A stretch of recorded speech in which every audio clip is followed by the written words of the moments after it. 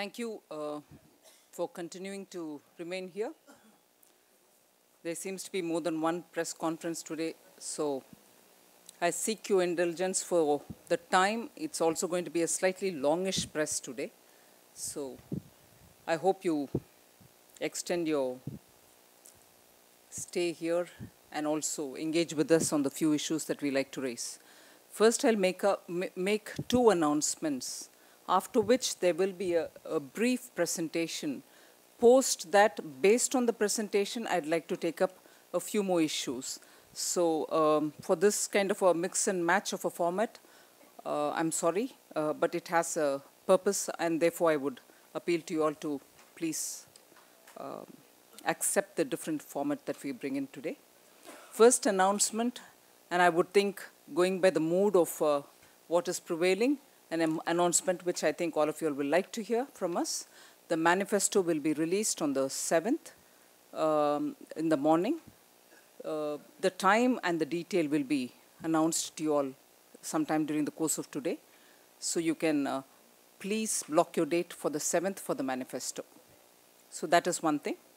Second announcement is the charge sheet that the BJP had prepared against the Congress-led UPA, which ideally should be the first argument to be placed during this election campaign, which actually will set the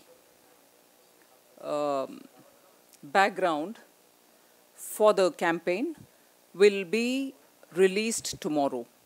There was a subcommittee formed under the campaign committee, to compile a set of charges against the Congress-led UPA, charges which actually highlight all the failures, the omissions and commissions in office, and also charges which are very grave that the people of India are facing the brunt of it. So a compilation of the document which will highlight the failures and therefore become the reason for the BJP to ask the people of India to reject the Congress party is being brought out tomorrow. And that is at 1 o'clock. Followed by 9. That is at 1 o'clock tomorrow, followed by lunch. So kindly block your time for that too. So that actually will be the basis on which we think the Congress party should not come back to power, and we should have a Congress Mukt Bharat. And therefore, that actually will form the plank of our campaign, and that charge sheet will set the tone for the campaign being released tomorrow. And subsequently, on the 7th, the date is being announced, on the 7th, the manifesto will be released. Now with this, can I go for the presentation, post which I'll take up the issues which are based on that presentation.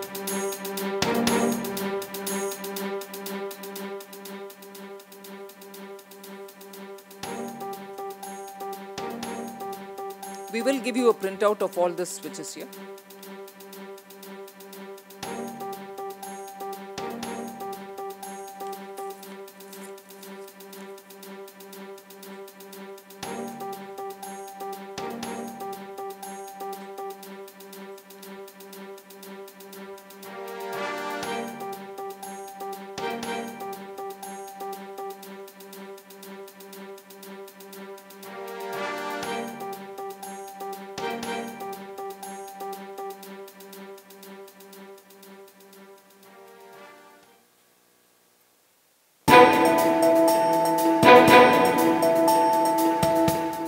पहले हम 7 sisters की बात करते थे। मैं आज कहना चाहता हूं ये भारत के भाग्य को बदलने वाली अष्टलक्ष्मी है। अष्टलक्ष्मी, ये 8 आज Ashtalakshmi, with its bright human resource, with its immense natural wealth, and with its speed to fight against all odds, the Northeast can be a strong player in the economic profile of India. यहां के लोग अंग्रेजी जानते हैं, यहां के नौजवान भली भांति टेक्नोलॉजी जानते हैं, लेकिन मुझे समझ नहीं आता है कि ये आईटी का हब क्यों नहीं बन सकता है। क्या ये आउटसोर्स का काम छोटे छोटे शहरों में नहीं हो सकता? ये रिमोट एरिया नॉर्थ ईस्ट के इलाकों में नहीं हो सकता है? यहां के नौजवान को अपना गांव घर छोड़ करके जाना नहीं पड़ेगा। In Manipur and in north east at large, we have to involve the people in nation building, build roads to connect them to the national mainstream. We have to build schools and hospitals to give them the test of development. We have to secure the borders to secure you and the nation. I assure you that our intention is to see that Northeast becomes an equally developed part of our country. It is our desire that you participate equally in the affairs of our country. भाइयों बहनों, विकास की यात्रा में हमारा मंत्र है सबका साथ, सबका विकास।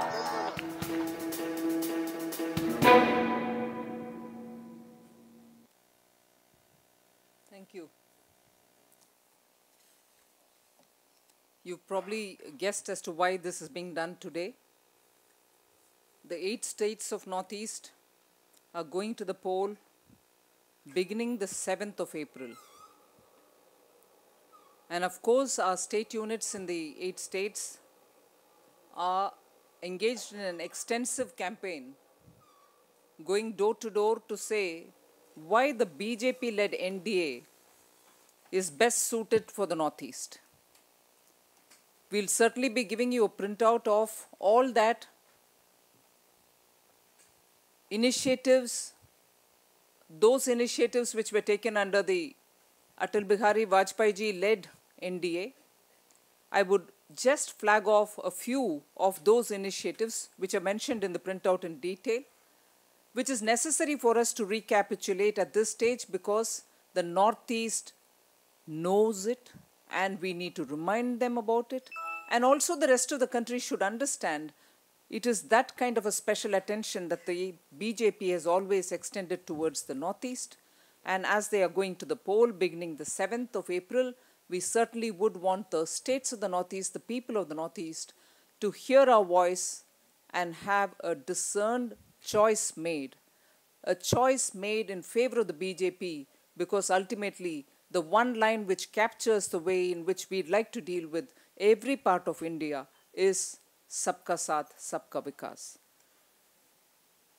I'm sure as senior journalists, all of you are aware that it was during Shri Atal Bihari Vajpayee's time that the DONIER was created. The Department of Northeast region was created, and that was in September 2001. It took a completely fresh and a holistic approach to dealing with Northeast states, and very distinctively, a very useful clause was added to everything which was being done about the Northeast, and that is 10% of all budget from each of the ministries for expenditure in the Northeast region was set aside.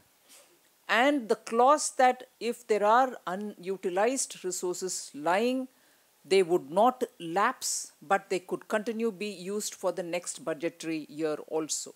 Most often you know that when the budget remains unspent, unused resources get back to the treasury and you will get the next tranche of 10% and nothing more. But here, the provision, because of the difficulties which are typical for the Northeast, the provision was made to have any unutilized leftover monies also to be carried forward without it lapsing. So that made a lot of difference for the Northeast. That initiative is purely from the NDA and it has been well received in the Northeast. There was a separate 28-point agenda for socio-economic development of the Northeast, which was drafted and started implementation from 2000 by Shri Atal Bihari Vajpayee. We would like to recall the focused, way in which Northeast could be developed, and that was the plank on which the entire exercise started. The national highway network was extended till Silchar, and it was even further planned to go till Impal. And that plan of extension of railways was very well received by the Northeast, but unfortunately, after our term, the NDA's term was finished in 2004, till today, 10 years have passed, no rail track. I was in Impal, the complaints were on that. Not an inch of the rail track has proceeded after the 2004 departure of NDA. 50% of reduction in all excise duties leviable on the products from all the refineries in the Northeast was given so that the health of this region would be built up. That was a specifically tailored measure, which I'm not sure has been paid much attention after that. There was also this, the much talked about new exploration and licensing policies, so that you have many other regions benefit from oil and natural gas exploration in the Northeast, which was essentially drafted during the NDA period, drafted to extend to Mizoram, Nagaland, Tripura and Assam, further parts of Assam which are not already, explored. That step was a very critical step for the revival of the economy of the Northeast.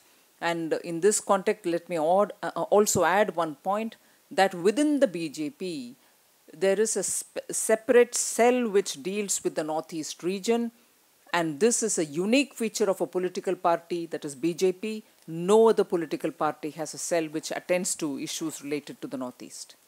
Now, politically, all this would mean something for the Northeast, we would think so, and the way in which the BJP under NDA handled it, there are 2 or 3 important things which I'd like to highlight here. The ceasefire agreements which were worked with out of Nagaland, and also for ceasefire monitoring, a system was put in place for the Nagaland issue, and that is entirely due to the NDA. Similarly, a successful set of talks were held to conclude the problems related to the Bodoland Liberation Tigers problem, and the Bodoland Territorial Council was established in 2003 December. That's again an initiative which successfully found grounded during the NDA time. More importantly, the Northeastern Council was reinvigorated by the BJP during the NDA time, and the Northeastern Council Act itself was favorably amended in December 2002 by the BJP-led NDA. And what did that amendment mean? Sikkim was brought in as the 8th member of the 7 sisters, therefore they become Ashtalakshmi now. Empowering Council as regional planning body was for the Northeast formed by the NDA. More importantly, 12 airports have been upgraded with the Northeastern Council sharing 60% of the cost. 12 airports upgradation happened during that time. And again, 1,016 kilometers of roads were built during that period. We also looked at the security concerns of the people of the Northeast, and that is where a special attention was paid for the IMDT Act. I'll also contrast that in a while with the approach of the UPA in this matter. But the BJP worked and pursued for repealing the IMDT Act, which made a big difference to Assam. The border security related issues were also taken up by the BJP-led NDA during the NDA time. The Department of Border Management was created in the Ministry of Home Affairs in January 2004. Till then, no such ministry, special arrangement was made for the border management in those areas, and that made a lot of difference to the approach we took for handling the Northeast border-related issues. The Department of Border Management was given the work of Border Area Development Program, and that meant a lot for the Northeast. The Assam Rifles, which was into a lot of issue related to the border management, was brought under the Union Home Ministry, and this was entrusted the overall responsibility of manning the Indo-Myanmar borders. And then the fencing of Bangladesh border was given a great impetus during the BJP-led NDA. Northeast was also seen as a gateway towards the Southeast Asian nations. The most important Mekong-Ganga Cooperation Agreement was launched in November 2010, but this was part of the Look East policy on which Atal Bihari Vajpayee gave a lot of emphasis. And of course, you know the way in which we have treated the Northeast as an initiative or the gateway to deal with the Southeast Asian nations. And of course, you've heard our Prime Ministerial candidate, Shri Narendra Modi, talk about how not an inch of territory in the Northeast would be sacrificed. We shall work for the territorial integrity of the region. Made sure that China got the message that we take our borders very seriously. He spoke about the Jal Shakti, which is the area's strength. So much water available, but people in parts of Northeast are still starved for drinking water. So there shall be, and also this perennial flooding problem, which we have to take care of. So it's important for us to understand on the water, there's already a very big thinking about controlling floods on the one hand, but providing water for drinking on the other hand, especially Brahmaputra being one of the biggest rivers, cause of floods. But if you compare it, off the cuff, I'm saying maybe not exact numbers. On the Ganges, on Ganga, there are nearly 12 large bridges, whereas Brahmaputra probably has only 2. And that is something which one has to look at from the point of view of mobility in the Northeast, which is frequently affected with floods. Police reforms so that there is a greater efficient police system available for the Northeast. And you'll remember the initiative Sri Narendra Modi had taken in inviting nearly 1,600 women to join for training in Gujarat itself, so that 200 from each of the 8 states would join in to empower women in security-related matters. Essentially following the same track as Shri Atal Bihari Vajpayee, we hope to deal with Northeast once we come to power in 2014, so that there is a greater integration and also development of the area. Very quickly, with about 3 or 4 points, I'd like to contrast all that I've claimed, and there are many more, with what is happening in the UPA. The Prime Minister, Dr. Manmohan Singh, in 2005, May, if I remember correct, did a review of the Assam Accord and assured the fullest possible implementation of that accord, but till today there's nothing moving on it. There's quite a lot of anger in Assam that the Prime Minister, who represents the state in the Rajya Sabha, having done that review as early as 2005, has failed the state till today, and only misleading claims are being made as regards Assam Accord, which is a very serious issue. Prime Minister also in 2007 gave a promise that the Trans-Arunachal Highway, for which 24,000 crores of rupees was allocated, it is in total standstill, nothing is moving on it. Third, he also announced the Majuli project. God only knows what is happening on that Majuli project. It's all on paper, there's nothing happening over it. Prime Minister again represents Assam. You know, Kokrajhar in July 2012 was an international news because of the displacement of about 2.5 lakh people. What am I speaking about Kokrajhar now, you may ask? The prime accused till today is not even arrested. What is this kind of a justice for the people of Assam? Dr. Manmohan Singh, you after all represent that state in the Rajya Sabha. Neither on security, nor on development, nor on people's issues, there is any response coming from Dr. Manmohan Singh. And to contrast again, Nagaland, in Aizawl, Shri Atal Bihari Vajpayee had visited, not just visited, stayed there for over 2 days, and also other parts of Northeast. But in Nagaland, I remember Atal Bihari Vajpayee ji stayed for 2 days and returned. Why am I emphasizing on this point? In his 10 years as Prime Minister, Dr. Manmohan Singh has not even visited Nagaland once. He has not visited Nagaland even once. That's the contrast I would wish to say.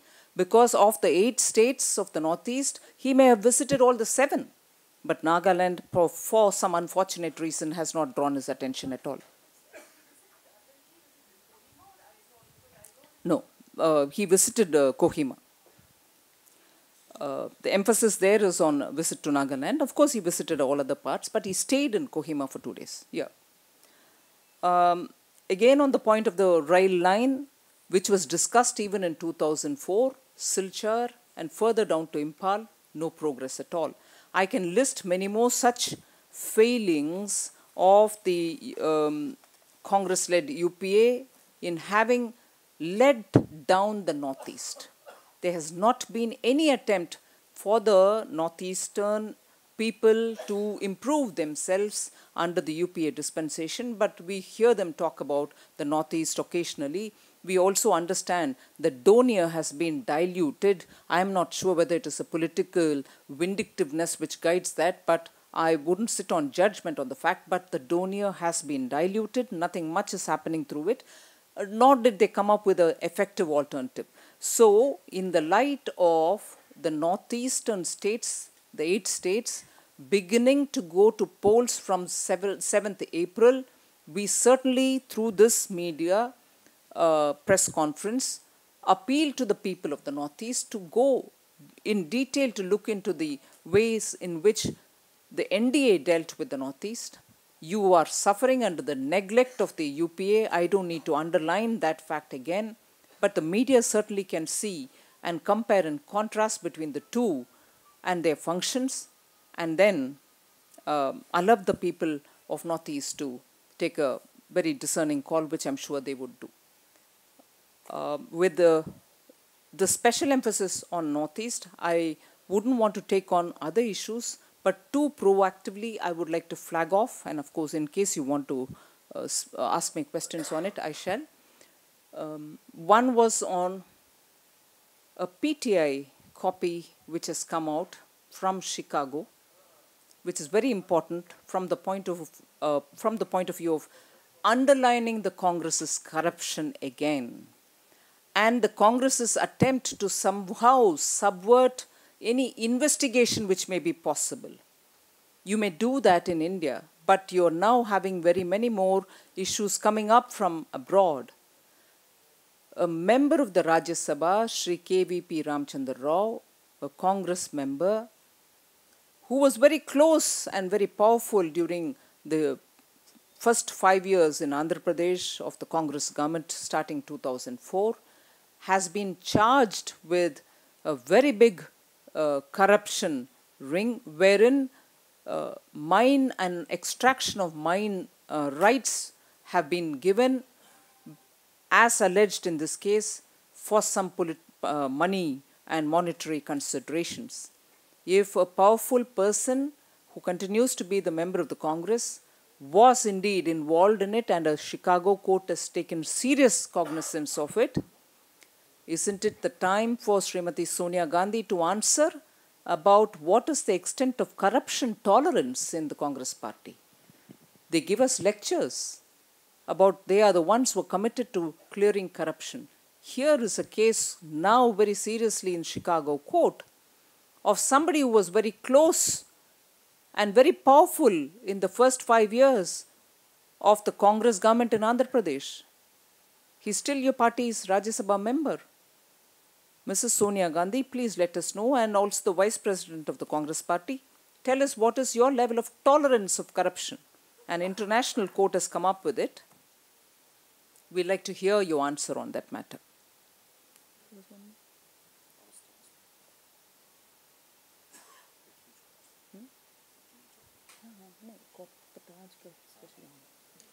Thank you. That's about all that I have to say, in case you have anything to. BJP and the NDA has been so confident about the kind of things which have been done for the Northeast during NDA regime. What has stopped BJP to really make a dent in the Northeast? There is no BJP government either on the 7 or 8 states. So what has been the fault you feel? Because you've given out details that this all has happened during the NDA regime. but there is no BJP government there. Very well, yeah. On that, of course, we may have to still convince the people of the Northeast that we work for the development in each of the respective states. But as a union government, the extent to which we went to take initiatives is what I've highlighted. And I'm sure there will be a time and day when we'll get elected in some of the states. Radhika ji. You spoke a lot about border management, infrastructure development, etc. in the Northeast, but a very important issue in Manipur is the Armed Forces Special Powers Act, the repeal. I mean, what does the BJP have to say on that? Because that's an important sort of... Absolutely, it's an important issue. It has a definite dimension of human rights. And in Manipur, the state party has also spoken about it. The party will take a call, and sooner when the manifesto comes out, you might get some more details on it. Yeah.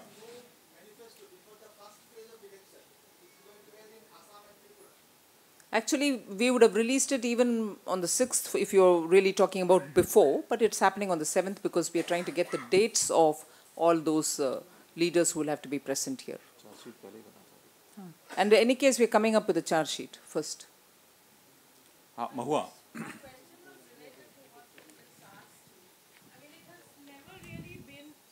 Never really been in the BJP that it has taken such a long time to come out with an election manifesto. In fact, it's been quite the opposite. BJP has been one of the first parties to be in place with its ticket distribution, its manifestos and so on and so forth, its vision documents and charge sheets and everything that have come up earlier and are due this time. What is it that, took you so long and got you delayed so much that you're having to bring out the manifesto even after the election begins? First thing, the speculation that's been going on for the last few days, I can understand, because till before the manifesto is actually released, there's a space for speculation. But the basis of speculation is absolutely unfounded. There is absolutely no other reason except for, we need to get the dates of the leaders who have to come and release the document.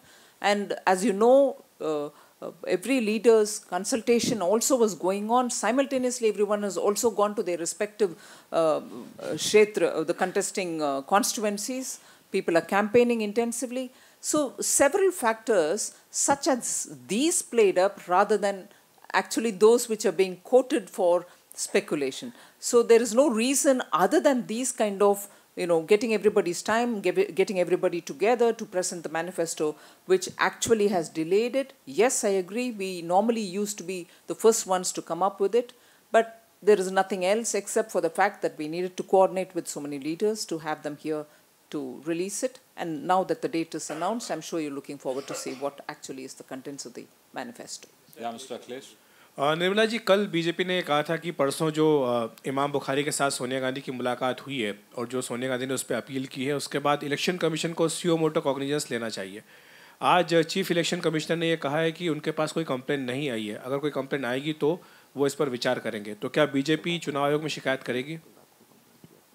I think we have actually approached the election commission with a complaint also. Late last night, if I'm informed right, late last night there has been a specific complaint also which has reached the election commission. But the fact that we had earlier said that there should be a suo moto action is a point for the election commission to think over, because these are, yes, we will approach them and we've approached them now, but these are issues on which the suo moto action from the election commission would also be a healthy sign. Ma'am, here.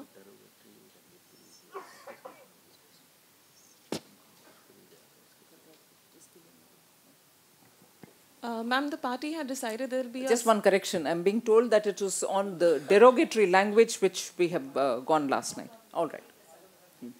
Ma'am, the party had decided that there will be a separate manifesto for each of the northeastern states. So are those going to be released on the same day, or have they been released earlier? Because there has to be some basis for people to know something. So there has to be a basis of what? People have to know what you plan for them. I mean, you can't just sort of release a manifesto the same day as they go to cast their vote. So that's right. The state units have been talking about it in their respective states also. Whether there is going to be a separate one for each of the states, and if there is one, whether we are releasing it from here is something which I need to get a brief on. I wouldn't know about it at the moment. Yeah, Mr. Ravinder.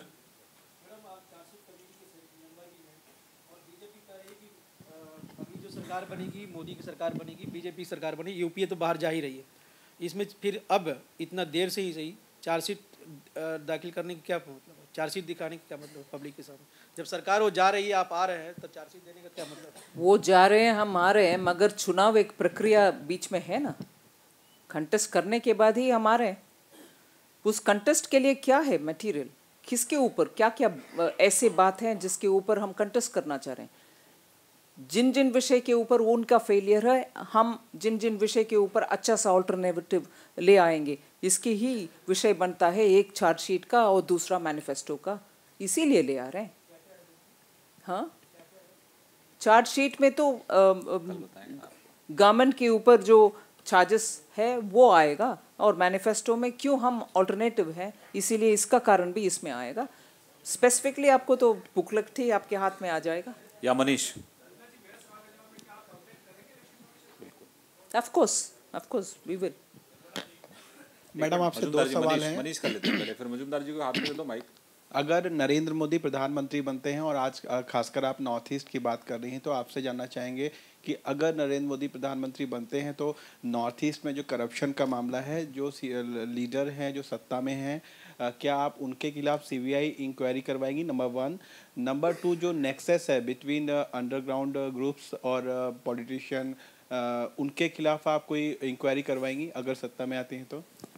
पहली बात, north east के विषय के ऊपर specifically बहुत सारे development और security ऐसे विषयों के ऊपर मैं जिक्र कर रही हूँ, मगर ऑफ द कफ उनके ऊपर कार्रवाई होगा और इनके ऊपर कुछ होगा, इसका मैं तुरंत ऑफ द कफ जवाब देने के पक्ष में ही इसीलिए नहीं हूँ क्योंकि बहुत सारे विषय नॉर्थ ईस्ट में वेरी सेंसिटिव विषय हैं, और 2 स्टेट्स के आपस के विषय भी बन जाता है, इसीलिए I am sure yes we will give a very constructive approach to each of the issues keeping in mind the local sensitivities.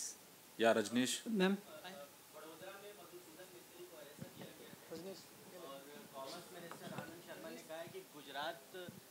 सिर्फ एक पुलिस स्टेट है, वहाँ पे बड़े नेताओं को खुश करने के लिए पुलिस वाले अपने तरीके से काम करते हैं, और ये भी कहा है कि Narendra Modi high post occupy करने के लायक नहीं। कांग्रेस अभी तो बहुत फ्रस्ट्रेशन में जजमेंट में बैठ जाते हैं, ये लायक है पोजीशन में आने के लिए, ये लायक नहीं है, ऐसे विषय बोलते हैं, उसमें मैं I won't join in an issue. मगर कांग्रेस के कैंडिडेट के विषय के ऊपर हम ये समझना चाहिए कि चुनाव के समय चुनाव आयोग के आदेश में उधर जो भी एडमिनिस्ट्रेशन चलता है उधर, और जहाँ भी हो एडमिनिस्ट्रेशन चलता है चुनाव आयोग के आदेश में। क्या कांग्रेस के लीडर्स चुनाव आयोग के को पुलिस स्टेट के तुलना में बात कर रहे हैं, वो सही है? Are they charging the election commission of running a police state? May I ask them to answer that question?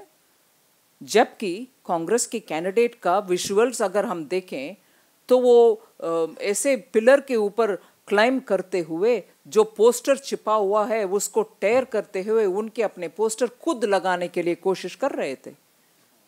इसके ऊपर अगर इलेक्शन कमीशन कुछ उनके तरफ से आदेश देते हैं, एक्शन लेते हैं, ये कहाँ से आता है? गुजरात मोदी जी का सरकार।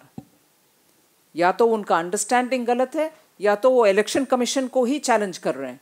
कांग्रेस इसमें साफ उनके अपने पक्ष रखें।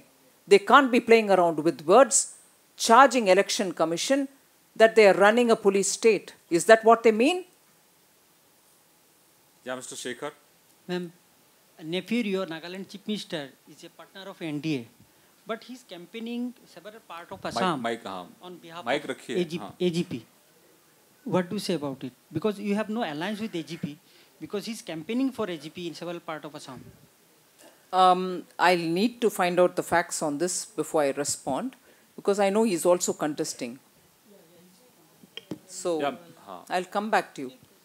You said that not a square inch of land will be it's negotiable, non-negotiable. This whole land issue. Does that mean in the northeast? Does it mean that the land boundary agreement with Bangladesh stands frozen? Well, the context in which Sri Narendra Modi had said that, and the context which I was linking to, is about the incursions which are happening in the Arunachal Pradesh area, Tawang, and further up the northeast of Arunachal Pradesh, Upper Dibang Valley, and so on.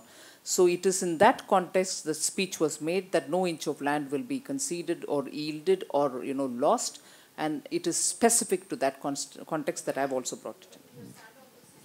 Yeah, Mr. Sujit Thakur. On the land border agreement, I think the BJP's position was already very clearly mentioned. The swapping of the land border with Bangladesh. The state units in Bengal and Assam had reservations, and we had very clearly said we won't rush into it. Also because at that time there was, if I understand correct, the visit of the Prime Minister, was it, when he went to Bangladesh? There were issues raised saying actually enough consultations weren't held.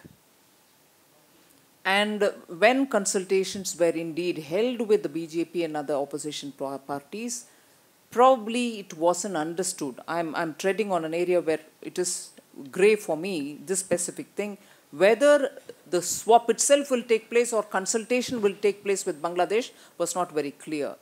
And therefore, would you permit me to finish this, and after which we'll think about whether we want to relook.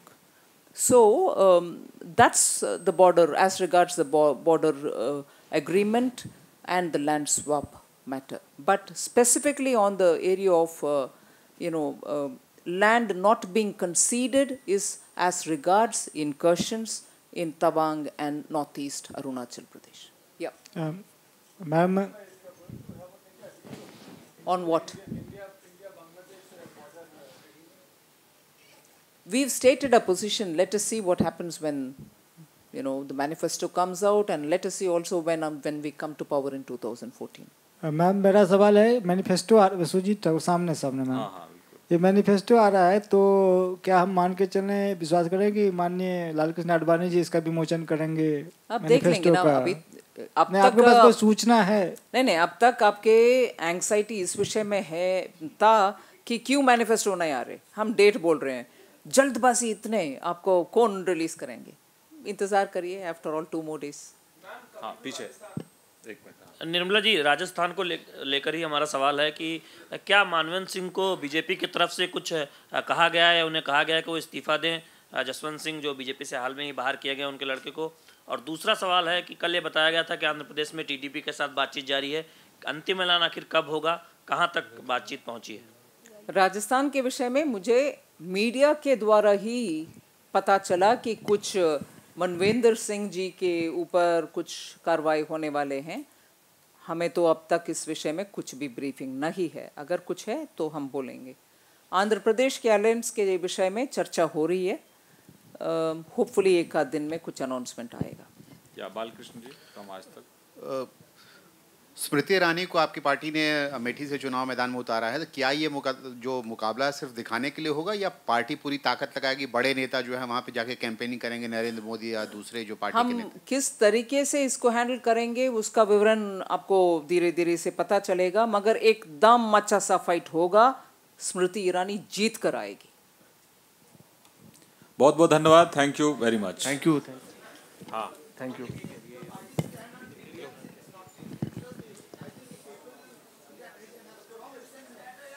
What is the party stand on what? Big dams on Northeast.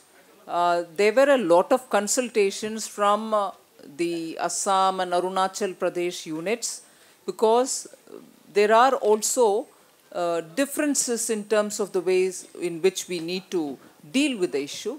It's a larger issue, it's a sensitive issue on which the party will take a due call sooner. Thank you.